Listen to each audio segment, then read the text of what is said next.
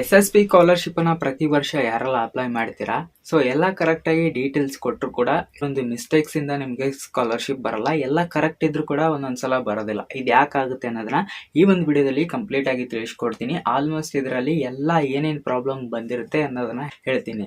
SSC marks card details ಅನ್ನ ಕೊಟ್ಟಿರ್ತೀರಲ್ವಾ, SSP scholarship ನ apply ಮಾಡುವಾಗ ಅದರಲ್ಲಿ ಒಂದು ಹೆಸರು ಇರುತ್ತೆ ಅಂಡ್ ಆಧಾರ್ ಕಾರ್ಡ್ ಒಂಥರ ಇರುತ್ತೆ, ನಿಮ್ದು ಕ್ಯಾಸ್ಟ್ ಅಂಡ್ ಸರ್ಟಿಫಿಕೇಟ್ ಅಲ್ಲಿ ಒಂದು ಹೆಸರು ಇರುತ್ತೆ. ಈ ಮೂರು ಡಾಕ್ಯುಮೆಂಟ್ಸ್ ಅಲ್ಲಿ ಕರೆಕ್ಟ್ ಆಗಿ ಮಿಸ್ ಮ್ಯಾಚ್ ಆದಾಗ ಯಾವುದೇ ತರ ಸ್ಕಾಲರ್ಶಿಪ್ ಬರಲ್ಲ. ಒಂದು ಸ್ಪೆಲ್ಲಿಂಗ್ ಕೂಡ ಮಿಸ್ಟೇಕ್ ಆಗೋ ಹಾಗಿಲ್ಲ. ಅಂಡ್ SC/ST ಕ್ಯಾಸ್ಟ್ ದವ್ರು ಯಾರೆಲ್ಲ ಅಪ್ಲೈ ಮಾಡ್ತೀರಾ ಅವ್ರಿಗೆ ಕ್ಯಾಸ್ಟ್ ಅಂಡ್ ಸರ್ಟಿಫಿಕೇಟ್ ನಿಮ್ದು ಪರ್ಮನೆಂಟ್ ಇರುತ್ತೆ. ನೀವು ಪ್ರತಿ ವರ್ಷ ಕೂಡ ಪ್ರತಿ 5 ವರ್ಷಕ್ಕೆ ಕೂಡ ಅಪ್ಡೇಟ್ ಮಾಡಿಸ್ಬೇಕಂತ ರೂಲ್ ಇಲ್ಲ. ಒಂದ್ಸಲ ನಿಮ್ದು ಕ್ಯಾಸ್ಟ್ ಸರ್ಟಿಫಿಕೇಟ್ ಅನ್ನ ಮಾಡಿಸಿದ್ರೆ ಮುಗಿದೋಯ್ತು. SC/ST ಕ್ಯಾಂಡಿಡೇಟ್ಸ್ಗೆ ಓನ್ಲಿ ನೀವು ಇನ್ಕಮ್ ಸರ್ಟಿಫಿಕೇಟ್ ಅನ್ನ ಮಾತ್ರ 5 ವರ್ಷಕ್ಕೆ ಒಂದ್ಸಲ ಅಪ್ಡೇಟ್ ಮಾಡಿಸ್ಬೇಕು. ಇನ್ನು ಉಳಿದಿರುವಂತ OBC 2A 2B ಅಥವಾ 3B, ಸೊ ಇನ್ನು ಏನೇ ಯಾವ್ದೆಲ್ಲ ಕ್ಯಾಸ್ಟ್ಗಳಿದಾವೋ ಇವ್ರಿಗೆ ಕ್ಯಾಸ್ಟ್ ಮತ್ತೆ ಇನ್ಕಮ್ ಪ್ರತಿ 5 ವರ್ಷಕ್ಕೆ ಒಂದ್ಸಲ ನೀವು ಅಪ್ಡೇಟ್ ಮಾಡಿಸ್ಲೇಬೇಕು. ನೀವು SSP ಸ್ಕಾಲರ್ಶಿಪ್ ನ ಅಪ್ಲೈ ಮಾಡೋಕ್ಕಿಂತ ಮುಂಚೆ ನಿಮ್ಮ ಎಲ್ಲ ಒಂದು ಡಾಕ್ಯುಮೆಂಟ್ಸು ಅಲ್ಲಿ ಹೆಸರು ಕರೆಕ್ಟ್ ಆಗಿದೆಯಾ ಅಥವಾ ನಿಮ್ದು ಕ್ಯಾಸ್ಟ್ ಸರ್ಟಿಫಿಕೇಟ್ ಎಲ್ಲ ಅಪ್ಡೇಟ್ ಆಗಿದೆಯಾ ಅಂತ ಚೆಕ್ ಮಾಡಿಬಿಟ್ಟು ಅಪ್ಲೈ ಮಾಡಬೇಕಾಗುತ್ತೆ. ಸೊ ಇದನ್ನೆಲ್ಲ ನೋಡದೆ ನೀವು ಕರೆಕ್ಟ್ ಆಗಿ ಅಪ್ಲೈ ಮಾಡಿದ್ರೆ ನಿಮಗೆ ಪ್ರಾಬ್ಲಮ್ ಆಗುತ್ತೆ. ಅಂಡ್ ಇನ್ನೊಂದು, ನೀವು ಕಾಲೇಜಲ್ಲಿ ನಿಮಗೆ ನಿಮ್ಮ ಅಕಾಡೆಮಿಕ್ ಡೀಟೇಲ್ಸ್ ಅಂದ್ರೆ ನೀವು ಹೋದ ವರ್ಷ ಏನ್ ಮಾರ್ಕ್ಸ್ ಅನ್ನ ತೆಗ್ದಿರ್ತೀರಾ, ಅಡ್ಮಿಷನ್ ಆಗಿರ್ತೀರಾ, ಕಾಲೇಜ್ ಸ್ಪೀಚ್ ಎಷ್ಟು ಕಟ್ಟಿರ್ತೀರಾ, ಅದೆಲ್ಲದನ್ನು ಕೂಡ ಅಪ್ಡೇಟ್ ಅನ್ನ ಮಾಡಿರ್ಬೇಕು ನಿಮ್ಮ ಒಂದು ಸ್ಟೂಡೆಂಟ್ ಡೇಟಾದಲ್ಲಿ. ಸೊ ಇದನ್ನೆಲ್ಲ ಅಪ್ಡೇಟ್ ಮಾಡಿಲ್ಲ ಅಂದ್ರೆ ನಿಮ್ಮ ಕಾಲೇಜ್ದವರು ಅದು ಕೂಡ ಪ್ರಾಬ್ಲಮ್ ಆಗುತ್ತೆ. ಕೆಲವೊಂದಿಷ್ಟು ಕಾಲೇಜಸ್ಗಳಲ್ಲಿ ಮಾಡಿರ್ತಾರೆ, ಆದ್ರೆ ಇನ್ ಕೆಲವೊಂದಿಷ್ಟು ಕಾಲೇಜಸ್ಗಳಲ್ಲಿ ಮಾಡಿರಲ್ಲ.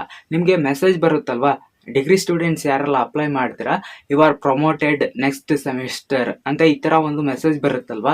ಸೊ ಆ ತರ ಮೆಸೇಜ್ ಬಂದ್ರೆ ನಿಮ್ಮ ಒಂದು ಡೇಟಾನ ಎಲ್ಲ ಅಪ್ಲೋಡ್ ಮಾಡಿದಾರಂತೆ.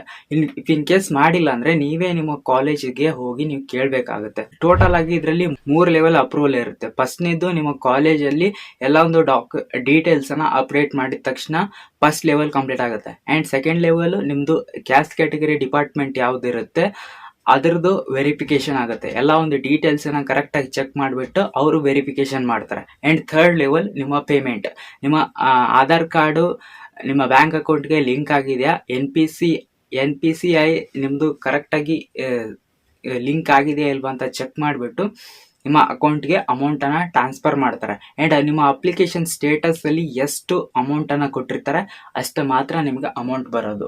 ನಿಮ್ದು ಈ ವರ್ಷ 2025-26ರಲ್ಲಿ ಯಾರೆಲ್ಲ ಅಪ್ಲೈ ಮಾಡಿದ್ರ ಅಥವಾ ಮುಂದೆ 26 ಮತ್ತು 27ರಲ್ಲಿ ಅಪ್ಲೈ ಮಾಡ್ತೀರಾ, NSP OTR number, national scholarship portal one time registration ಇದನ್ನ ನೀವು ಮಾಡಿರ್ಲೇಬೇಕಾಗತ್ತೆ.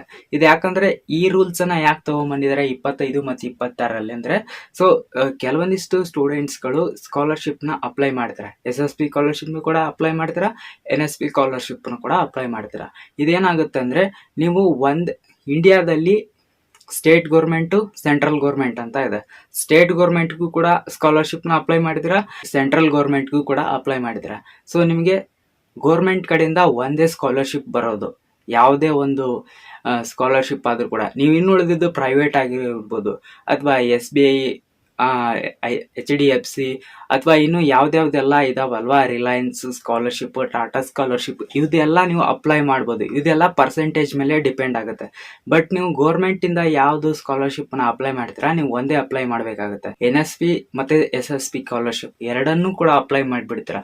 ಅಪ್ಲೈ ಮಾಡಿದಾಗ ನಿಮ್ಗೆ ಒಂದೇ ಗೌರ್ಮೆಂಟ್ ಇಂದ ಮಾತ್ರ ಸ್ಕಾಲರ್ಶಿಪ್ ಬರೋದು. ಹಿಂಗಾಗಿ ಅಪ್ಲಿಕೇಶನ್ ರಿಜೆಕ್ಟ್ ಆಗುತ್ತೆ. ನಿಮ್ಗೆ ಮೊದಲೇ ಅಪ್ಲಿಕೇಶನ್ ಹಾಕೋಕ್ಕಿಂತ ಮುಂಚೆ ನೋಡಿ ಯಾವ ಸ್ಕಾಲರ್ಶಿಪ್ ನ ಅಪ್ಲೈ ಮಾಡಬೇಕು ಅಂತ. ಕೆಲವೊಬ್ರು ಹೇಳ್ತೀರಾ, ನಾನು 2 ಸ್ಕಾಲರ್ಶಿಪ್ ನ ಅಪ್ಲೈ ಮಾಡಿ ನಂಗೆ ಅಮೌಂಟ್ ಬಂದಿದೆ ಅಂತ. ಇದು ಯಾವಾಗ ನಡೀತಿತ್ತು ಅಂದ್ರೆ 2024-25ರಲ್ಲಿ ನಡೀತಿತ್ತು. ಬಟ್ ಇವಾಗ ರೂಲ್ಸ್ ಚೇಂಜ್ ಮಾಡಿದ್ದಾರೆ. 25 ಮತ್ತೆ 26ರಲ್ಲಿ ಯಾರೆಲ್ಲ ಅಪ್ಲೈ ಮಾಡಿದ್ರ ಅವರು ಕಂಪಲ್ಸರಿ ಒಂದೇ ಸ್ಕಾಲರ್ಶಿಪ್ ನ ಅಪ್ಲೈ ಮಾಡಬೇಕು. ಆ್ಯಂಡ್ NSP OTR ನಂಬರನ್ನು ನೀವು ಜನ್ರೇಟ್ ಮಾಡಿಲ್ಲ ಅಂದರೆ ಜನ್ರೇಟ್ ಮಾಡಬೇಕಾಗುತ್ತೆ. ಇದು ಯಾಕೆ ಜನ್ರೇಟ್ ಮಾಡಬೇಕಂದ್ರೆ, ನೀವು ಅಪ್ಲಿಕೇಶನ್ ಹಾಕುವಾಗ ನಿಮಗೆ ಅಲ್ಲಿ ಕೇಳುತ್ತೆ NSP OTR ನಂಬರನ್ನು ಹಾಕಿ ಅಂತ.